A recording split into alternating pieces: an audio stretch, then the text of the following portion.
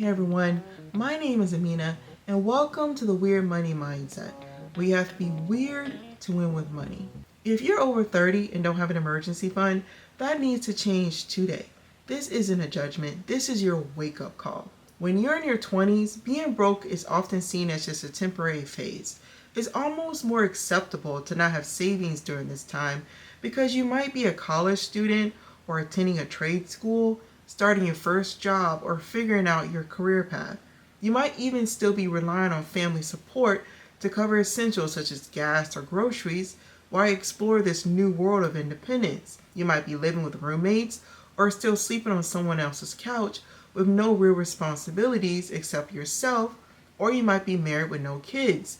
The point is that financial setbacks and mistakes during this time might be easier to navigate, especially if you have financial support from family.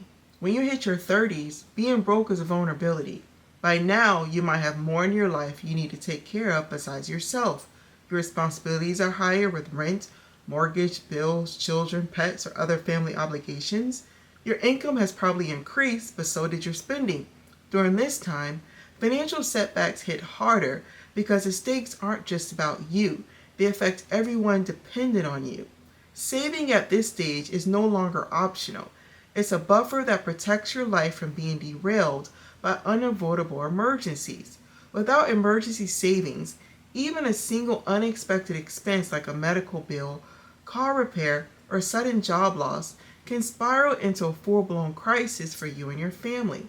Saving for emergencies isn't just about money, it's about control, security, and the ability to navigate life without panic.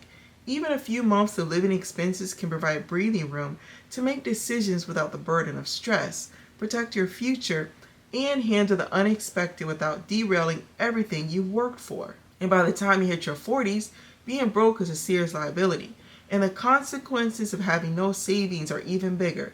At this stage, your parents can no longer act as a safety net because they have their own lives, responsibilities, and retirement to protect, or they might be dealing with health problems that are draining their savings and income, leaving little room to help others. Or you might have made so many bad money decisions in the past that it's hard to borrow money from a financial institution. The safety nets that you once relied on are gone, which means financial missteps now fall entirely on your shoulders. The lack of emergency savings can threaten your future stability if you have to withdraw money from your retirement account to cover an emergency.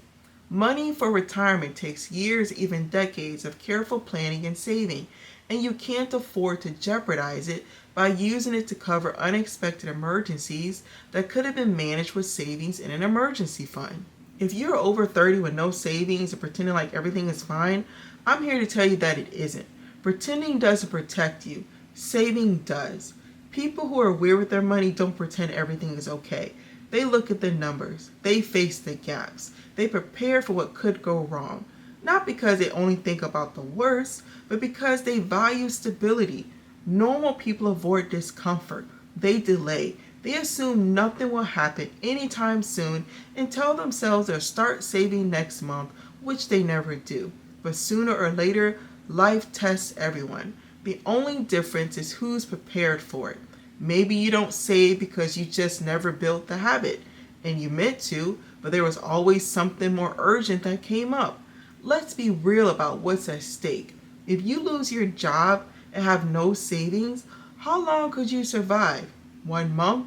2 weeks? When you don't have savings, you end up tolerating things you should not, such as a toxic work environment and unhealthy situations and unhealthy relationships, because you can't afford to walk away.